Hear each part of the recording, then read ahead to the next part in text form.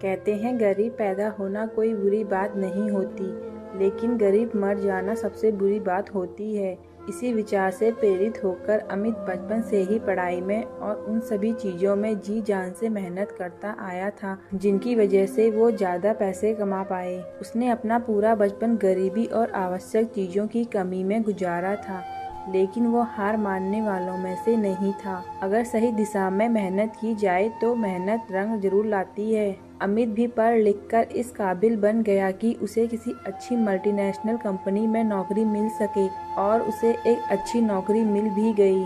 अमित ने एक एक करके अपने सपने पूरे करने का सफ़र शुरू किया। पहले छोटे छोटे सपने पूरे किए, फिर सही उम्र होने की वजह से शादी कर ली। अगले ही साल एक सुंदर बच्चे का बाप भी बन गया। लेकिन इन सब में उसके सपने पूरे करने का सफ़र रुक गया। उसे इस बात का कोई मलाल नहीं था, लेकिन बचपन से लेकर जवानी तक उसका एक बहुत बड़ा सपना, एक अच्छी बड़ी कार लेने का, वह हमेशा उसके दिमाग में चलता रहता था। बचपन से लेकर आज तक जब भी वह किसी अच्छे कार को रास्ते से गुजरते हुए देखता तो पल भर के लिए वहीं पर रुक कर उसे ताकता रहता था।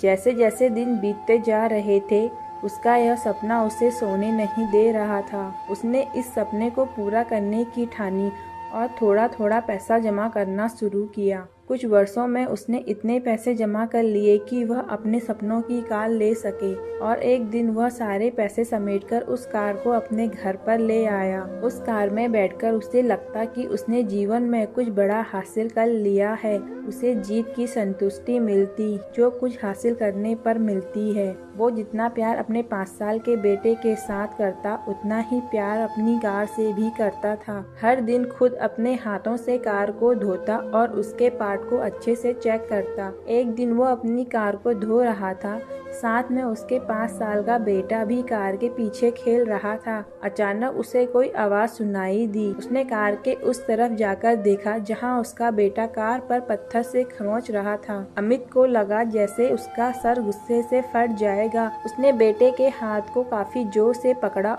और उसे बुरा भला कहने लगा। बच्चा दर्द के मारे जोर से रोए जा रहा था, लेकिन अमित का गुस्सा शांत नहीं हो रहा था। 2-3 मिनट बाद जब उसने बच्चे का हाथ छोड़ा तो उसे समझ में आया कि ज्यादा जोर लगाने की वजह से बच्चे की हाथ की उंगली टूट गई है। जैसे ही अपनी गलती का एहसास हुआ, वह अपने बच्चे को लेकर अस्पताल गया। बच्चे की उंगली टूट जाने की वजह से प्लास्टर बांध दिया। जब अमित अपने बच्चे को मिलने गया तो बच्चे ने पूछा कि पापा, मेरी उंगली कब ठीक होगी। वो उसके सवाल का कोई जवाब नहीं दे सका और बाहर आकर अपने किए पर पछताने लगा। उसे एक बार फिर से उतना ही गुस्सा आया जितना अपने बच्चे पर आया था, लेकिन इस बार का गुस्सा अपने आप पर और उस कार पर था जिसकी वजह से उसने अपने मासूम बच्चे को हानि पहुंचाई थी। वो गुस्से को शांत करने के लिए पार्किंग में पहुंचा जहां पर अपनी कार लगाई थी।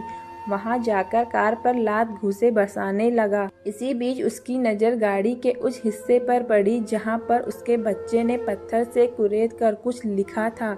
उसने जब ध्यान से पढ़ा तो वहां पर लिखा था, आई लव यू पापा। उसे पढ़कर अमित और आरती दोनों रोने लगे। दोस्तों, आपको क्या लगता है, यह कहानी सिर्फ अमित की है? क्या आपको नहीं लगता कि यह कहानी हम सब में से हर एक की है? हम भी तो जीवन भर यही करते आए हैं। हम जीवन भर उन चीजों के पीछे भागते हैं जिनकी हमें चाहत है, चाहे वह हमारे लिए इतने महत्वपूर्ण ना हो, और ऐसी चीजों के लिए हम अपने जीवन की उन महत्वपूर्ण चीजों को नजरअंदाज कर देते हैं या खो देते हैं जो हमें आशीर्वाद के रूप में मिली होती है और कितना भी पैसा खर्च करने से वापस नहीं मिलती है। मैं उम्मीद करती हूँ कि इस कहानी को पढ़कर आप थोड़ी देर रुककर सोचेंगे कि आप जिस वस्तु को पाने के लिए दौड़ लगा रहे हैं, क्या वो आपके जीवन में सर्वोपरि है, या आपके जीवन में उससे भी ज्यादा महत्वपूर्ण कुछ है जिसे आप इग्नोर करते आए हैं। दोस्तों, अगर आपको मेरी कहानी पसंद आए तो प्लीज लाइक एंड सब्सक्राइब करें।